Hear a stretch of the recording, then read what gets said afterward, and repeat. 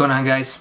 Genius Fishing Company with a deep jig today. This is a battle bait brush bomb and the color is Summer Craw. This is a 3/8 ounce. This is a very unique, super cool jig. Obviously you can't see the hook. You'll see the hook in just a minute. But this is a really cool jig. Really cool hook. It's a hook bend I've really never seen before. This bait turned out to be about 4.25 inches. I just didn't want it to be, I just wanted it to be between 4 and 4.5. I wanted a little more length on this bait. Usually, you know, if you buy a pack of crayfish plastics, you know, they might be 2.5, 3.5 inches, 3 3/4 or something like that. But this is going to be a little bit of a thinner bait. And so I added just a little bit of length to it. This is all Marabou, pretty much all Marabou. This is just traditional olive Marabou. The claws are just rabbit zonkers in olive. I just tried to kind of match this head. And so this head is just a dark olive and there's just a little bit of chartreuse on this tip. And so I added some of this. I got this flash a while back and I haven't used it. This is Fletka Fusion. I don't know how to say it. You can spell it down below and tell me I'm an idiot because both those are wrong. But this is really cool synthetic fibers. This is the olive color. And so this is a dubbing loop bait. I just put some of that in with my Marabou dubbing loop and blended it all together. I wanted these crawfish legs to float because I'm going to be dragging this slowly on the bottom. So I added just a little bit of red foam to the tips of these. I didn't invent that. That's a pretty common thing to do with your claws. And then just some antennas and legs that are silicone. I added just a little bit of brown ice dub to some of these spots just to add a little bit of bulk. I wanted those claws to stick out a little more. I put a little ice dub in there just for them to flare out so they don't stick together too much. Enough talking. Let's tie this thing. All right, jig's ready to go. I'm using, this is 210 denier olive UTC. Before I start going through what I'm going to do, these hooks are really uniquely bent in that I feel like the bend of this is really different than I've held a lot of jigs, and this is just a really different bend. And where it starts to bend, it just bends straight down into the curve. And so it's going to be a little bit trickier to kind of do where I start this dubbing loop. A lot of times you might start kind of at the hook point. A lot of fly tyers start at the hook point or do a lot of in relative to that. But I have to work so far behind this. This is a big hook, and usually I would keep this buried down farther in my vise, but I can't do that because I'm not going to be able to get back here where I want to start my materials. I'm not complaining about it. I think it's a really cool bend, but it's just really different. And then you'll see here, you got to move the weed guard somehow, and I usually just use a little hair clip, but these are really strong weed guards, and this is a really unique place to put the eye of this hook. This head is just, again, this is just a really unique jig. I don't want to sound like a broken record, but I just took a little bit of a paper clip, a thicker paper clip, and I just wrapped it around and then jammed it through and then kind of bent it together right there, and it's actually worked really well. Really, the silicone legs that I'm using, I've got a bunch, and I've kind of gone back and forth, and I kind of just decided to do, this is just like green flake with some silver, maybe some black in there. It's just really a simple, I thought about doing red, and I thought about doing like a chartreuse to match this head, but some of the legs I'm going to use have a little bit of chartreuse in them, and I don't want too much chartreuse in this jig, so I'm really just going to kind of tie this in. There's a lot of different ways you can tie these legs in. You can wrap it around your thread and do it that way, but really what I'm going to do is I'm just going to put a couple wraps on here, nice and tight, and then I'm going to come back, and to split these a little more, I'm going to kind of do like if you've ever tied a Higa's SOS. I'm going to go up above my thread, and you can see how that splits that silicone. And then I can kind of just do it with this one, and it should kind of pop it to the side. It doesn't have to be perfect because these are kind of going to get buried under all my other materials. I just want them to be a little bit further separated when they're in the water, and then I'm just going to wrap down the rest of this rubber or whatever, silicone, whatever they're made of. And then I'll come back here and I'm going to get my ice dub. So this ice dub again is olive brown, and I'm just going to dub some on. I really don't want to use too much because I don't want it to be some massive ball, but I would rather have it be a little bit big than too small, because I do want these legs, I really don't want these legs to touch in the water. And so I'm going to put a pretty decent amount down, and I can kind of just wrap over. If you don't like how it looks, you can just add some wraps because it's such light material that you can really mess with them pretty good. Just do a couple extra wraps on it and it'll really compress it. So these legs, as we saw before, I've just got olive rabbit strip with a little bit of red foam on there. So I can put these on the inside or I can put them on the outside. I'm going to put them on the inside. So I'm going to kind of wrap this not quite on top, but just on the side, not quite at 40 or maybe 45 degrees, maybe not quite at 90 off the top, but I'm just going to put them right on the side. And this rabbit hide usually sticks down really well, and I'll just put a little bit of glue in there after I get my second one tied. But this hide is pretty tough stuff. I've had some legs on some other jigs last a lot longer than I thought they were gonna. A lot of these little intricate things that you add, like silicone antenna and stuff like that, if you do, you shouldn't have high hopes for them. You know, you put bucktail down and it should last forever almost. The paint of your jig will come off before the deer hair, but some of this stuff, like the foam on this, I don't think it's gonna last very long at all. So I'm gonna get that hide tied down, and again, that's not gonna go anywhere, but just to reinforce it a little bit, I'm gonna put down just a little bit of super glue, and I'll just brush a little bit on, and I really almost won't even wait for it to dry. I just don't want to get any on my fur because I don't want that fur to get stuck together. So you can kind of see there's just a little separation. When I move it, obviously you can't, it's gonna fall, but these I just want these to be separated, and that ice dab is just gonna separate them enough where there should be a little gap between them. That's just what I want. So I'm going to get ready for my dubbing loop. I'll get a couple wraps on here to get that glue down, and then I'm going to get my dubbing loop ready. And I'm going to do about the same size dubbing loop as I've done in the past, just because the dubbing loop tweezers that I have haven't grown since I did my last dubbing video. So I'll just get that down, and I'm going to come up probably, maybe I'll just come all the way up. I'm going to put down these legs with super glue.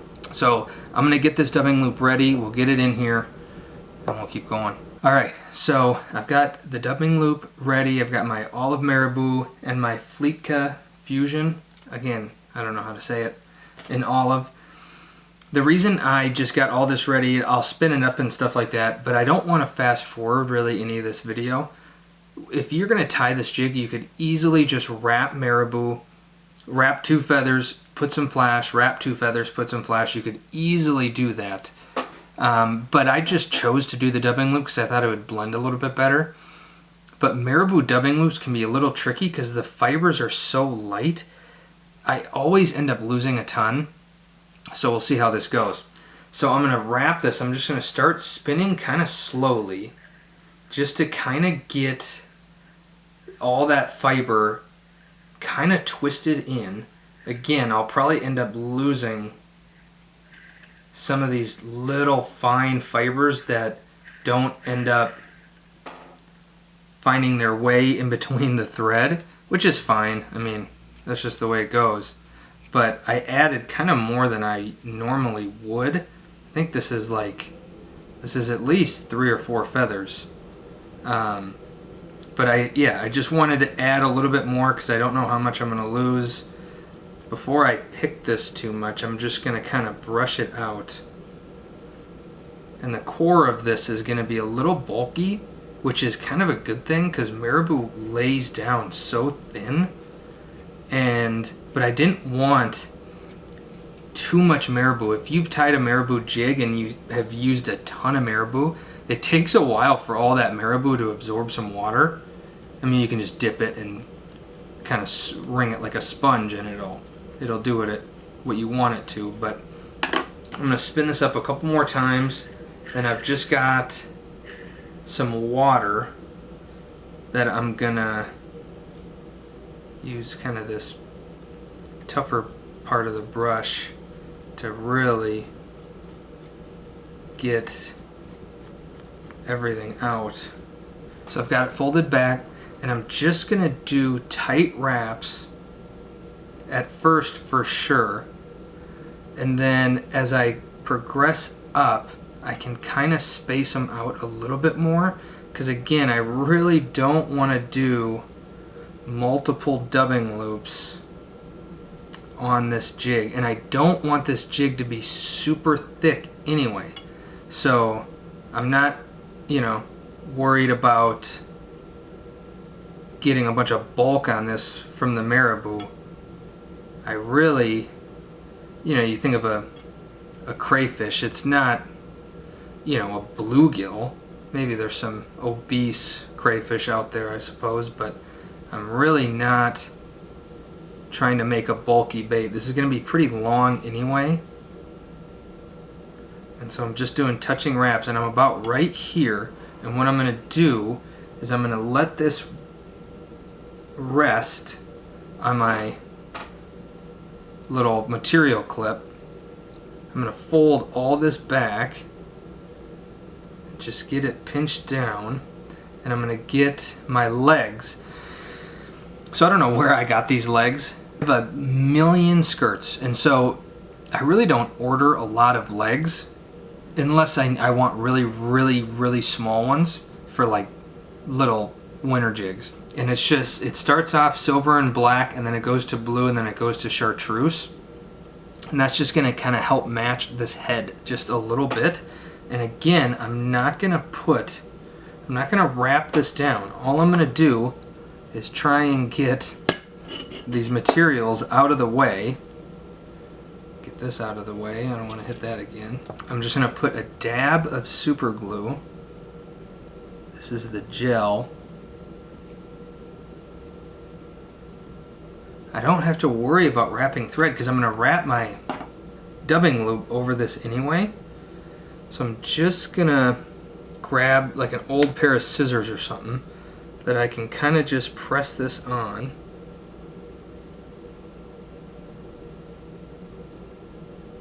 And then I'll just kind of let it dry. And then I can keep doing my dubbing loop.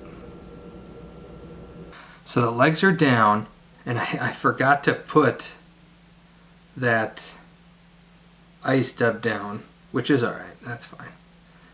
Maybe I'll do it on the next one. So I'm just going to keep wrapping this, and the next legs I put in are going to be a little bit easier, just because they'll be right at the head of the jig. So So I'm going to try and get, threads just getting in the way, all the way up here without having to add more materials, just so I can wrap off. So this is going to be really thin, but with the second dubbing loop, I'll show you in a sec, this lead collar is going to add a lot of bulk anyway. So I'm going to get my thread over here and ready. Get all that bent back. I'm just going to use every little bit of material I have on here to get up as far as I can, and then I can just tie it off. And I can just trim that off. And again, that's way more detailed than it needs to be. I mean, part of me almost just wants just to put materials up there, but I already have the dubbing loop ready, so that's what we're going to do.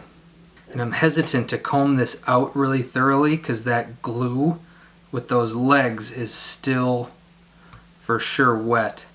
So I'm going to get up here, and again, I've got this big bump right here, this lead bump, that's going to help kind of flare those materials. This dubbing loop will probably be as long. It might be as long as my first one, but I'm not necessarily going to just try and cram all that stuff down there. And it's going to get a little bit tricky because even though I have these pressed way up, you can see I'm going to run out of room. But I'm going to get this dubbing loop ready and we'll get her on. Alright, so the second dubbing loop is ready. Again, just to save time because I don't want to fast forward any of this, I just got it all ready to go. It is going to be a little bit tricky when I'm wrapping this. My bobbin cradle, you can maybe see the tip of it, I don't know, sorry if you can. But every time I wrap, it's going to probably get caught in these little bristles. So again, the guy at Battle Baits didn't make this for dubbing loops, so you can't really complain too much when, so I'll just kind of have to do that every time, which is the way it goes. So I'm going to get that right past my weed guard, and I'm just going to keep wrapping it. I'm going to do really tight wraps on this. Tight as in I'm pulling on it, but tight, kind of compact. That's what I mean. So I'll get that, and you can already tell that that lead bump is pushing some of these fibers up, which will add to that bulk in the head, which is what I kind of want, because this bait, the bottom of it, it turned out pretty thin. I think I haven't gotten it fully wet yet, but we'll kind of see. And I didn't add as much of that flash on this one just because I kind of wanted the flash to be closer to the claws. I'm not a crayfishologist, but that's what I just was thinking. Crayfishologist, that's not a scientific term. There's probably, leave a comment below if you know the people who study crustaceous stuff, or maybe you are one.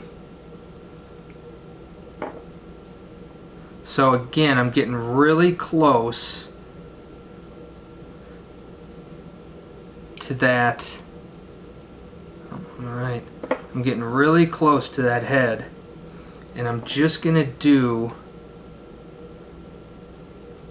a few more good turns on this. And I don't want to really wrap, I don't want that thread to wrap over the materials I'm putting on. So I'm going to go right around. Again, you could just lay down material, wrap it on, especially because this paper clip turned out to work so much better than I thought. I think I found a new way to hold my weed guards, but I spent all that time making this dubbing loop, so I'm just going to put it all down.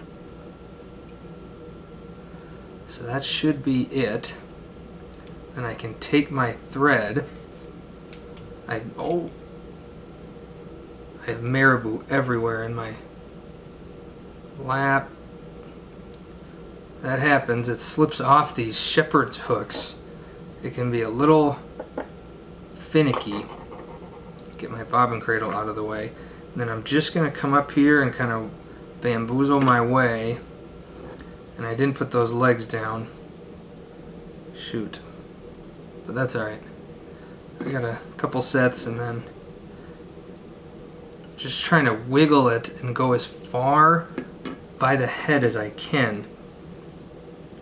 Not necessarily to make this collar really small, I really don't care, but I just don't want to wrap over all of my material that I just put down.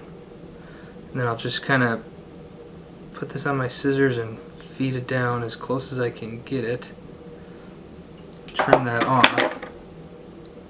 Then I'm going to fold all this back, and again I'm literally rubbing this thread on the head because I know that's going to be as tight as I can get it. I know this is a good jig. There's not going to be any sharp parts to it. These battle bait jigs are awesome. I have a feeling there's going to be a few more battle bait videos in this channel's future. I don't know what his name at Battle Baits is. Maybe it says it on the website, but I'll just refer to him as Battle Bait. So I'm going to get this not whip finish. I'm not even going to try and whip finish it. I'm going to get this half hitched. Maybe 2 good ones, and then I can just put down some head cement. Just be really careful. This Marabou, maybe I'll do 3. This Marabou, you might see some on the other side, maybe I'm getting some, but you can really mess up a head when you're doing that half hitch. If you go down, I don't want to do it, but if you go down, sometimes that loop will get caught on that Marabou and it'll just bend a ton of it up, because that Marabou is super fine. And so I'll put just a little bit of head cement on here. Again, these baits are really well made, but I didn't do a ton of wraps. Those 3 half hitches aren't going to do a ton. So you want to make sure that because the one thing you don't want is for that thread to come undone, and then you pull up your jig or you fight a fish and half your skirt is missing. So I'm going to get this paper clip off of here. Alright, there you have it. A Battle Bait Brush Bomb Summer Craw Crayfish jig. It's summer, the water's warm, I'm fishing deep, I want something on the bottom. This head is awesome. It's going to glide right on the bottom. A lot of the lakes I fish, I've got to have a weed guard. There's too many weeds and not a ton of logs and stuff deep and stuff like that, but just a ton of deep weeds. I mean, even if I'm going to 15 feet, I'll see weeds growing down in 15, 16 feet. And I really don't fish a ton deeper than that. I really don't fish deeper than 20 feet ever. Even in the winter for panfish and stuff like that.